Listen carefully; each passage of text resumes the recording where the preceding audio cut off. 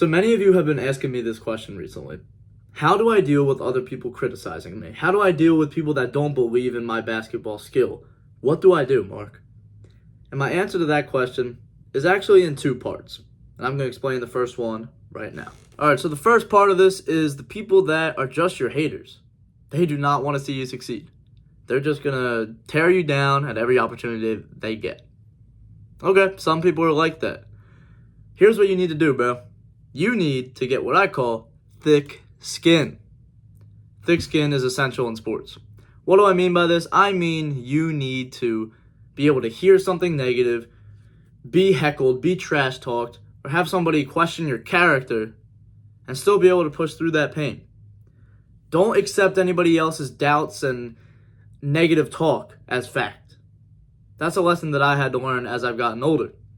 See, I've been picked on for many different things when it came to basketball, especially when I was younger, but not as much now because I've earned my stripes. But before that, I used to be fat, so I was getting picked on for that. Oh, you're chubby, you're short, you're fat, you're slow, whatever.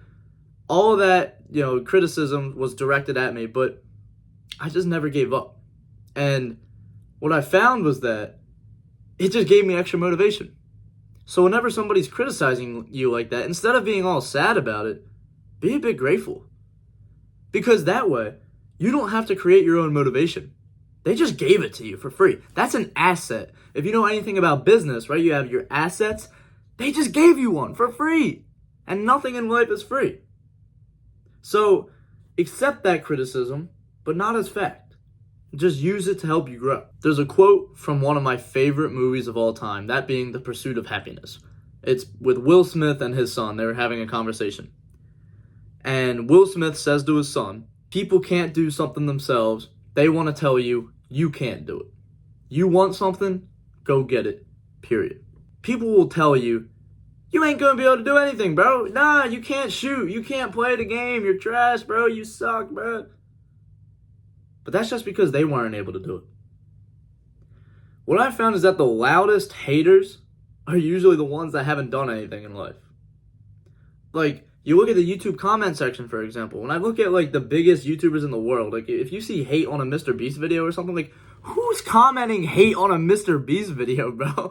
I just don't get it, man. You gotta be some level of, low of the low to be sending hate comments, right? Or if it's something just somebody just belittling you on the basketball court, they're insecure. Okay? The people with the most insecurities are usually the loudest in expressing how bad you are, right? They try to point out everything about you that's bad because they're self-projecting. That's something that I've learned in my life. Now, I told you there's two parts to my answer, so here's the second part. Surprisingly enough, the people that heckle you, the people that push you, may actually be people that are in your corner, whether you like it or not. The reason why I say this is because I'm going to go back to my freshman year of high school, okay? I came to this new school, I was the new kid, young, and I haven't earned anybody's respect yet. And this one day, I was playing basketball against a couple of the seniors from that time. And they did not like that I was doing well. They started fouling me, they started pushing and shoving me, and chatting it up. They were trash talking like crazy. And their goal was to show me, you're not ready. You are not ready for high school ball. And I'm going to prove to you why. So I remember they used to do fancy layups and stuff and do all the jellies and and they would just shoot over me and say, and one boy, stuff like that. So it was all a mind game. It was all a mental thing. They wanted to see if I was actually going to stay with it or not. It was their test. And you might be wondering, well, how do I know this was all a test? Well, it's because I've talked to one of the seniors about this. They actually said it to me before. I remember having a conversation with them, and I just said, yeah, y'all were so mean when I first came here, bro. And they said, hey, man, we just wanted to see if you were actually good, if you would stay with it. One of the things he said was, we saw your potential from the very beginning. So if there's people that's belittling you, people that are criticizing you, it may be because they see something that you don't. It may be because they know that you can go very far.